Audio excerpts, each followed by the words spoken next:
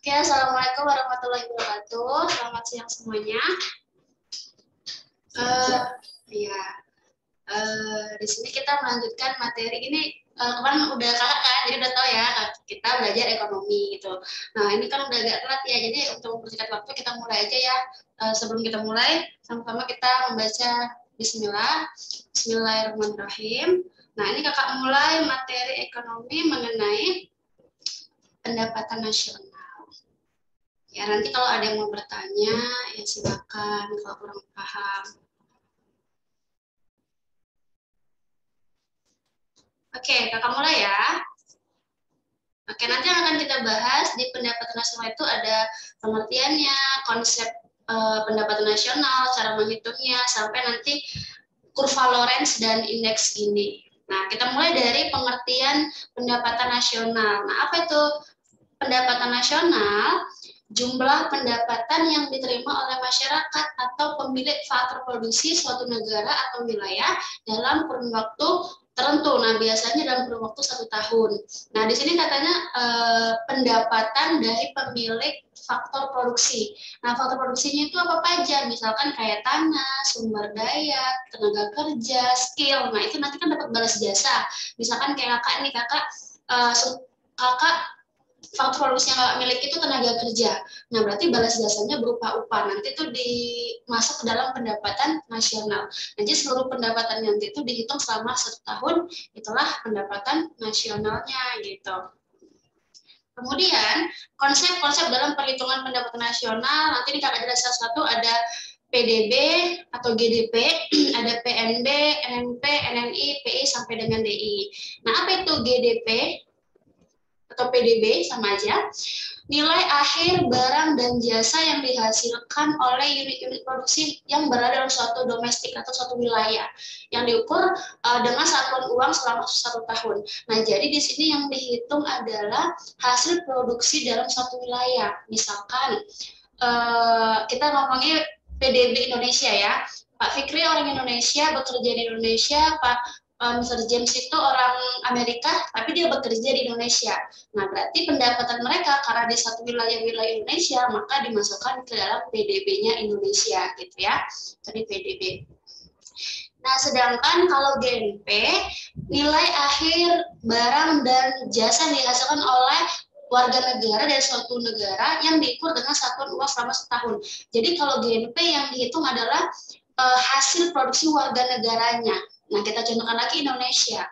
Berarti warga negara Indonesia, Pak Fikri orang Indonesia yang bekerja di Indonesia, dan Bu Nurul orang Indonesia, tapi dia bekerja misalkan di luar negeri.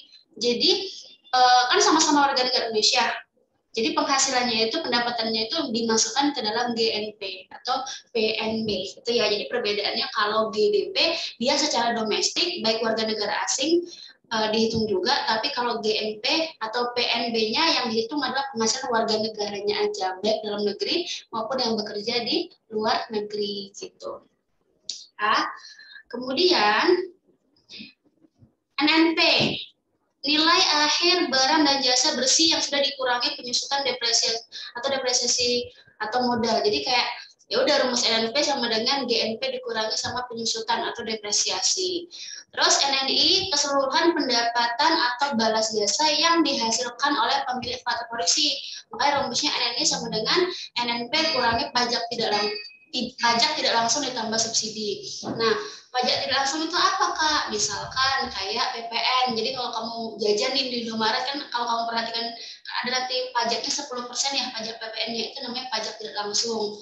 Di mana pajak tidak langsung itu pajak yang pembayarannya bisa dialihkan ke pihak ketiga gitu. Jadi kamu kena pajak, kamu nggak perlu nih bayar pajak ke fiskusnya atau tempat perpajakannya, tapi kamu alihkan ke perusahaan Indomaretnya, nanti Indomaretnya yang membayarkan pajaknya gitu ya.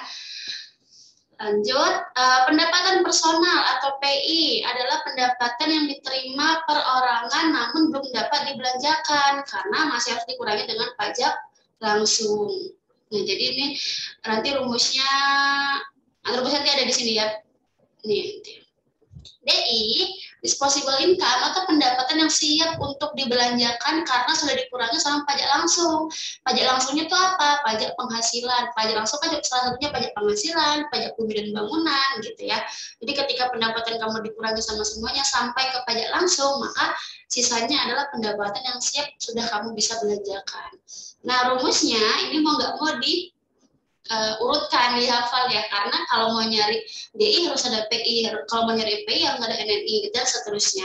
Nah, ini rumusnya, GNP sama dengan GDP dikurangin WNA di dalam negeri tambah warga negara di luar negeri. Nanti hasil pengurangan antara WN di luar negeri dengan warga negara asing di dalam negeri namanya pendapatan itu terhadap luar negeri. Jadi pendapatan bersih dari luar negeri, yaitu pendapatan dari warga negara yang bekerja di luar negeri dikurangi warga negara asing yang bekerja di dalam negeri.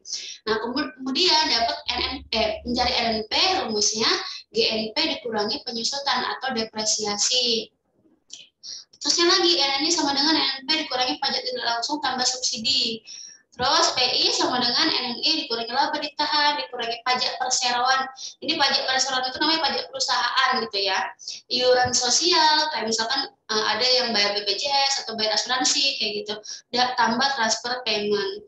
Terus DI tadi disposable income sama dengan PI dikurangi pajak langsung. Nah, ini rumus untuk mencari pendapatan nasional, tergantung mana yang ditanya. Jadi kalau bisa ya dihafal gitu ya urutannya.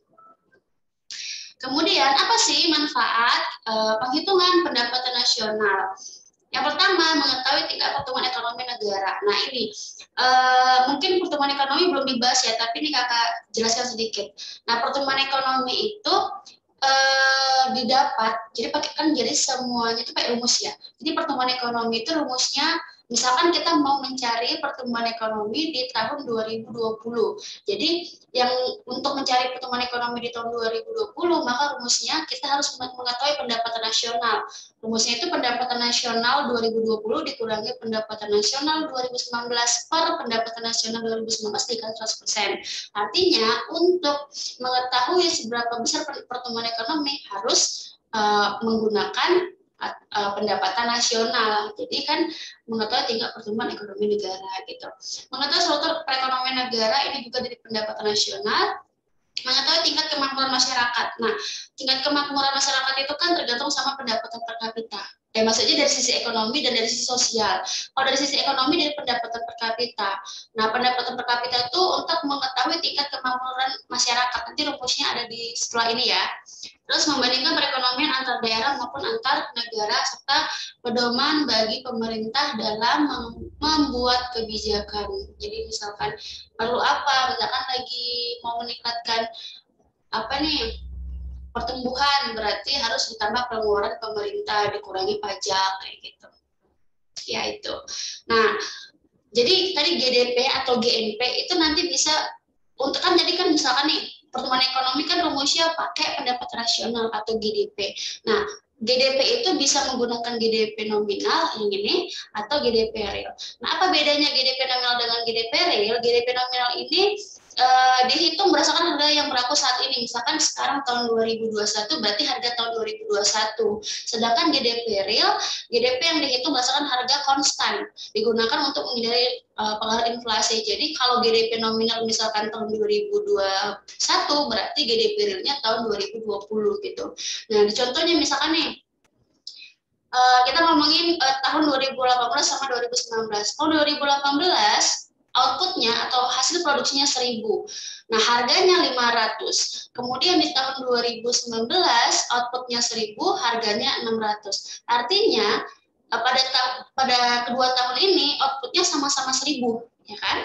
Kemudian di harganya ada perbedaan. Kalau di tahun 2018 itu 500, tahun 2019 600. Artinya adanya kenaikan harga sebesar 100. Kenaikan harga itu apa namanya? Inflasi, gitu kan ya? Nah, coba kita lihat di sini, kalau GDP nominal di tahun 2019 1.000 dikali harganya 600 sama dengan 600.000, berarti pendapatan nasionalnya 600.000. Nah, GDP real ini tahun 2018 ya, yang ini salah tulis, sama dengan 1.000 dikali 500 karena harga 500 sama dengan 500.000. Oke, emang secara pendapatan nasionalnya dilihat lebih gede menggunakan GDP nominal 600.000. Namun kenaikan harga ini, kenaikan pendapatan nasional ini dipengaruhi karena kenaikan harga atau karena inflasi. Makanya biasanya kita menggunakan GDP real itu untuk menghindari pengaruh inflasi atau kenaikan harga gitu ya. Lanjut. Nah, tadi kan ada manfaat pendapatan nasional itu untuk melihat tingkat kemakmuran suatu masyarakat atau negara. Nah, dilihat dari pendapatan per kapita. Pendapatan per kapita itu pendapatan rata-rata masyarakat suatu negara dalam kurun waktu setahun. Maka rumusnya pendapatan nasional dibagi sama jumlah penduduk. Nah, artinya kalau pendapatan nasionalnya itu tinggi, maka pendapatan per kapitanya juga akan meningkat gitu ya. Jadi semakin tinggi pendapatan nasional, maka pendapatan per kapita meningkat, maka itu menunjukkan tingkat kemakmuran masyarakat semakin meningkat. Gitu. Nah, kemudian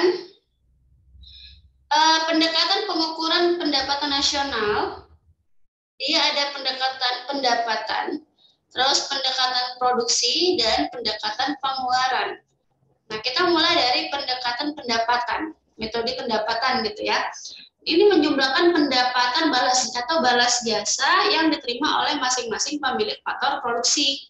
Nah, di sini ada Y sama dengan R tambah W tambah I tambah P. Nah, pemilik faktor produksi misalkan R ini ya, berarti pemilik faktor produksi berupa tanah, dia memiliki balas jasa berupa sewa.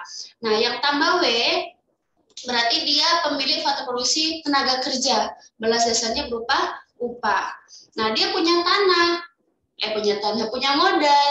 Nah, balas jasanya adalah bunga atau I, interest.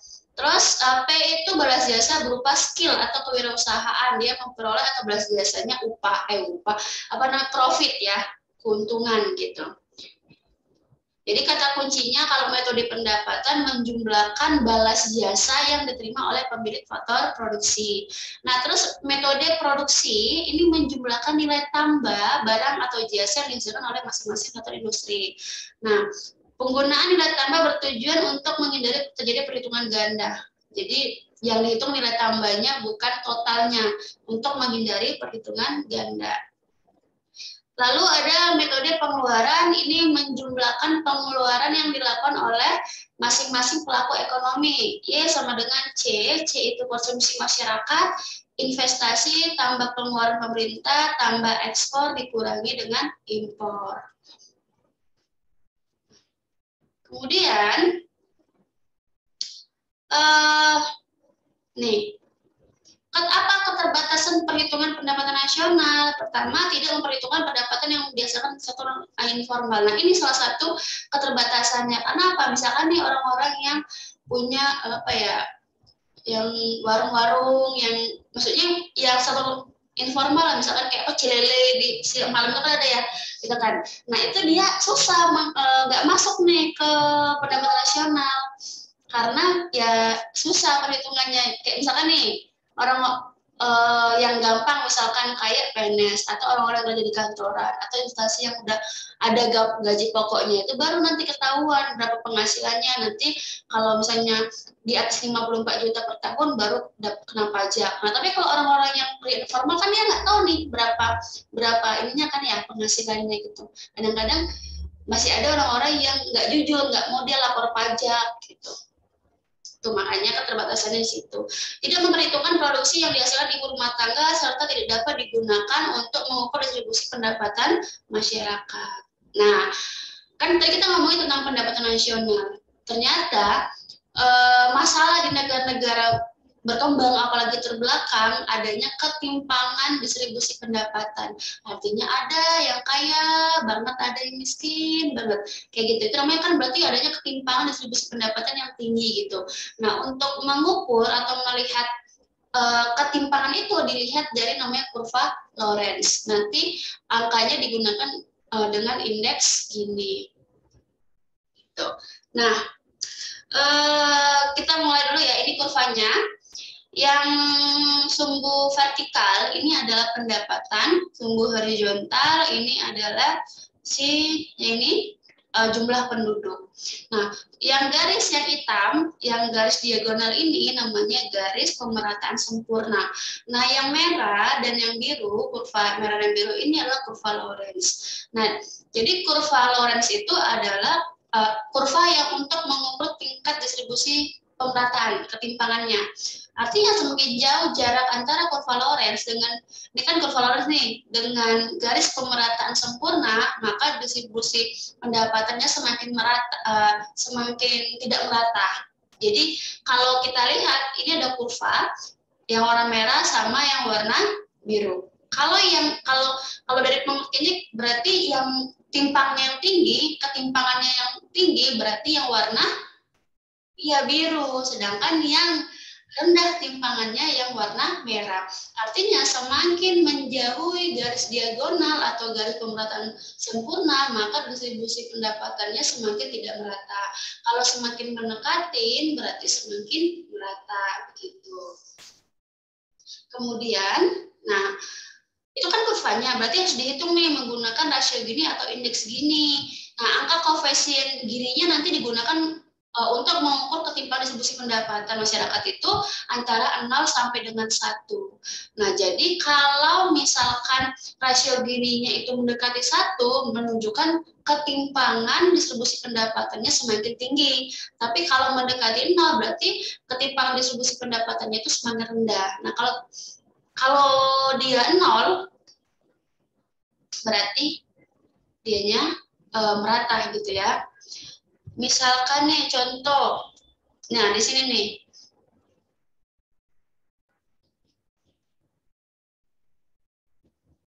nah misalkan kita lihat yang D ini sama yang E. Kalau yang D ini kan berarti tadi dibandingkan dengan yang E, maka yang lebih baik adalah yang D atau dia di kurva Lorenz yang warna merah. Nah, kalau kita buktikan cara hitungnya berarti yang D itu pendapatannya 10, terus jumlah penduduknya 20, berarti dibagi. Cara menghitungnya berarti dibagi. 10 dibagi 20 kan hasilnya berapa tuh? 0,2 ya. Nah, sedangkan kalau yang E 10 dibagi 70 0,7. Berarti yang kurva Lorenz yang warna biru ini dia mendekati 1, sedangkan yang warna merah ini dia mendekati 0,2. Berarti lebih merata, jauh lebih merata yang kurva warna merah, kurva Lorenz yang mendekati garis diagonal gitu. Nah, itu tadi materi tentang pendapatan nasionalnya. Ini kakak kasih waktu agak banyak karena ada soalnya itu ada hitung-hitungannya 4 kalau nggak salah, 4 atau 3 kalau nggak ingat. Jadi sebelum kita masuk ke kuis, kira-kira ada yang mau ditanya perihal materi pendapatan nasionalnya?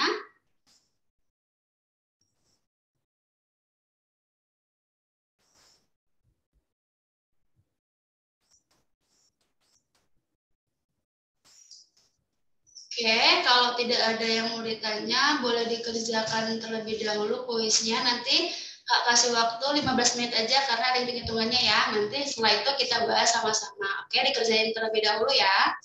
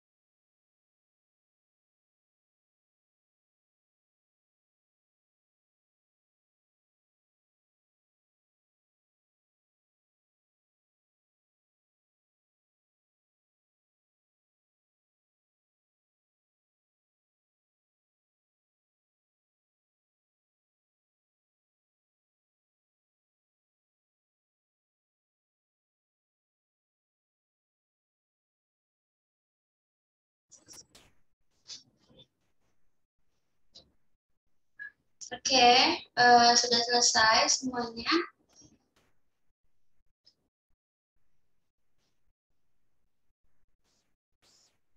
Kita mulai aja ya pembahasan kuisnya, ada 10 soal. Nanti PPT-nya bakal di-share. Karena nanti nggak bisa tadi karena kakak langsung kakak gabungi PPT-nya sama pembahasan kuisnya. Jadi nanti setelah ini baru di-share ya. Oke, kita mulai dari nomor 1. PDB adalah nilai barang dan jasa yang dihasilkan oleh suatu negara dalam 1 tahun dengan menghitung juga nilai produksi warga negara di luar negeri. Nah, ini pernyataannya ini salah, pernyataan atasnya.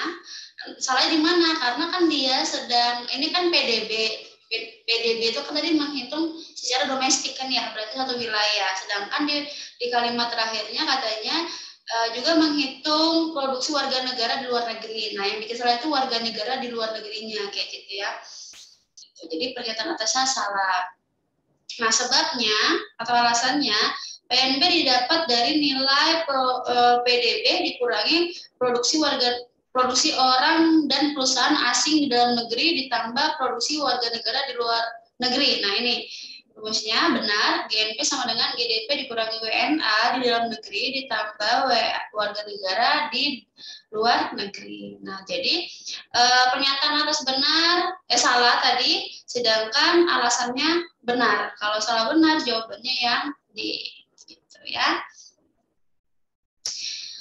Oke, kita lanjut soal nomor 2. Perhatikan penghasilan yang didapatkan para tenaga kerja Indonesia yang bekerja pada perusahaan otomotif di Jepang akan dimasukkan ke dalam perhitungan. Nah, ini kan dia orang Indonesia, tapi dia bekerja di luar negeri. Nah, kalau posisinya kita ambil pendapatan nasional di dalam negeri, di Indonesia, berarti masuklah ke PNB-nya Indonesia. Tapi kalau di Jepang, maka dia masuk di PDB Jepang, ya kan? Jawabannya berarti 2 dan 4. Ini pengertian dari GDP dan PNB. Karena siapa nih? TKI bekerja di luar negeri. TKI-nya masuk ke dalam PNB Indonesia, sedangkan untuk di Jepang itu PDB Jepang. Jadi jawabannya yang C, 2 dan 4.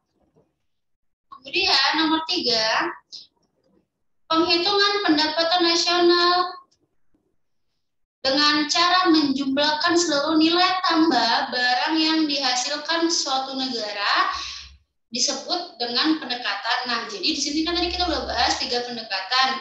Pendekatan pendapatan, produksi, dan pengeluaran. Nah, sebenarnya yang kamu hafal itu gampangnya ingat kata kuncinya aja. Kalau metode pendapatan pasti ada kata-kata menjumlahkan menjumlahkan balas jasa gitu. Sedangkan kalau metode produksi menjumlahkan nilai tambah, kalau metode pengeluaran menjumlahkan pengeluaran kayak gitu ya. Nah, soal nomor 3 ini ada kata-kata menghitung pendapatan nasional dengan cara menjumlahkan seluruh nilai tambah. Nah, berarti itu merupakan metode atau pendekatan produksi. Itu jawabannya yang C. Oke, sekarang nomor 4. Suatu perekonomian sederhana terdiri atas 4 sektor produksi, di mana output suatu sektor produksi digunakan sebagai input bagi sektor produksi lainnya. Nah, itu maksudnya gimana? Jadi kalau kita lihat tabelnya, ada kapas, ada benang, kain, dan pakaian. Nah, kapas, jadi ada input, ada output. Apa itu input? Input itu adalah faktor produksi untuk atau bahan untuk membuat barang itu. Nah, outputnya berarti barang yang sudah dihasilkan kayak gitu, atau barang dan jasa. Nah, kapas inputnya 0 karena kapas itu udah dari kapas gitu kan. Berarti langsung aja kapas berarti dijual kapas gitu, nilai outputnya 100. Nah, kan di sini dikatakan bahwasannya suatu produksi ada kemungkinan output suatu barang itu merupakan input dari sektor yang lain. Jadi kayak output dari kapas 100 merupakan input dari si benang. Jadi kalau kita mau bikin benang kan harus ada kapasnya, berarti 100, nilai outputnya 120. Begitu juga dengan kain, nilai outputnya menjadi input dari si kain 120, outputnya 150. Nah, pakaian inputnya 150, outputnya 180. Nah, ini berarti dia pakai metode produksi karena dia menghitung nilai tambah, menjumlahkan nilai tambah. Nah, kalau kakak lihat di sini nih, kalau kita sebelah kanan, kapas nilai outputnya 100, benang 120, terus kain 150, pakaian 180. Nah, kalau yang 550 ini total dari si output. Nah, sedangkan metode produksi menjumlahkan nilai tambah barang dan jasa. Jadi kita ambil nilai tambahnya. Kalau dari kapas masih 100 karena dia yang pertama produksinya kan. Dari kapas ke benang nilai tambahnya selisihnya 20. Dari benang ke kain 30. Dari kain ke pakaian 30. Nah, kita jumlahkan nilai tambahnya ini berarti hasilnya 180. Itulah metode produksi. Nah, jadi sebenarnya kenapa dia menggunakan nilai tambah agar menghindari perhitungan ganda? Kok bisa terjadi perhitungan ganda? Karena di sini tadi, di mana output suatu sektor itu bisa digunakan sebagai input sektor yang lain. Jadi agar menghindari perhitungan ganda, maka menjumlahkan nilai tambahnya 180. Nah, kalau kamu perhatikan nilai tambahnya 180 ini sama dengan nilai output pakaian. Nah, artinya kalau kamu malas menjumlahkan nilai tambah, mencari nilai tambahnya, kamu cari aja produksi yang sudah tidak bisa diproduksi lagi, kayak pakaian. Nah, contoh lain lah selain ini, misalkan ini ada tepung, ya kan, ada ubi, terus ada roti. Nah, berarti nilai akhirnya adalah si roti tadi yang tidak bisa diolah kembali. Itu nanti sama juga dengan total nilai tambah, ya. Nah, jadi di sini PDB bruto dalam perekonomian tersebut adalah 180. Dia menggunakan metode produksi. Gitu. Kita lanjut. Perhitungan ganda. Nah, ini berarti berhubungan sama pendekatan produksi yang tadi juga. Perhitungan ganda dihindari dengan berarti menggunakan pendekatan nilai tambah untuk mengukur GNP-nya. Berarti perhitungan ganda tadi kita gunakan nilai tambahnya. Untuk menghindari perhitungan ganda, kita pakailah jumlah nilai tambahnya menggunakan metode produksi. Maka jawabannya yang B. Nomor 6, selisih antara hasil produksi barang dan jasa yang dihasilkan warga negara di luar negeri dengan hasil produksi barang dan jasa warga negara asing di negara tersebut disebut juga dengan, nah ini sebenarnya tadi udah kakak jelaskan sedikit, untuk mencari GNP sama dengan GDP dikurangi WNA di dalam negeri ditambah warga negara di luar negeri. Nah, hasil pengurangan antara WM warga negara di luar negeri dikurangi warga negara asing di dalam negeri itu namanya pendapatan neto terhadap luar negeri. Makanya jawabannya yang A. Lanjut. Nah, ini ada data yang ditanya adalah PI. Kalau PI rumusnya NNI dikurangi laba ditahan, dikurangi PP, pajak perseroan, dikurangi iuran sosial, ditambah transfer payment. Di sini ada NNI, ya kan? Sedangkan kalau kita lihat datanya tidak ada NNI, maka kita cari dulu NNI-nya. Nah, karena data itu ada NNP, langsung dimasukin berarti. NNP dikurangi pajak tidak langsung ditambah subsidi. NNP-nya 9.850 dikurangi pajak tidak langsungnya 1.000, subsidinya nggak ada jadi nggak usah dimasukin, maka nilai NNI-nya 8.850. Nah, kemudian PI berarti NNI-nya 8.850 dikurangi laba ditahan 300, pajak perseroan 500, dikurangi iuran 1.200, ditambah transfer payment-nya 2.100, maka nilai PI-nya 8.950. Jawabannya berarti yang C. Gitu. Kita lanjut soal nomor 8. Ini ada data, langsung kita baca soalnya. Jumlah pendapatan nasional dengan metode pengeluaran, ini rumusnya Y sama dengan C tambah I tambah G tambah X kurang M. Di mana C itu konsumsi 900.000, investasi 650.000, government pengeluaran pemerintah 500.000, ekspor 400.000 dan dikurangi impor 19.000. Nah, ditotalkan hasilnya pendapatan nasional dengan metode pengeluaran 2.360.000. Jawabannya yang D. Oke. Nomor 9. Penghitungan pertumbuhan ekonomi yang menggunakan angka PDB berdasarkan harga konstan dimasukkan untuk menghindari pengaruh inflasi. Berarti jawabannya A. Kalau dia menggunakan PDB harga konstan, berarti namanya PDB atau GDP real. Kalau dia menggunakan GDP nominal, berarti menggunakan harga berlaku atau harga berjalan atau harga saat ini gitu ya. Nah, ini nomor terakhir. Kalau kita lihat datanya itu ada perkotaan, dilihat indeks gininya dan di perdesaan. Nah, kalau kita lihat di perkotaan itu bulan Maret 0,39, nyaris 0,4. Sedangkan di pedesaan 0,31 gitu kan. Nah, artinya lebih gede emang nilainya yang di perkotaan. Nah, tadi kalau kamu masih ingat, indeks gininya kalau dia mendekati 1 berarti ketimpangan distribusi pendapatannya semakin tinggi. Kalau mendekati 0 berarti ketimpangan distribusi pendapatannya semakin rendah. Nah, di sini yang lebih rendah kan yang di pedesaan ya kan karena 0,31, di perkotaan 0,39. Berarti jawabannya yang A. Di pedesaan lebih merata dibandingkan perkotaan gitu. Jadi jawabannya yang A. Oke. Nah, itu tadi soalnya ada 10, sudah kakak bahas. Kira-kira gimana? Sudah paham?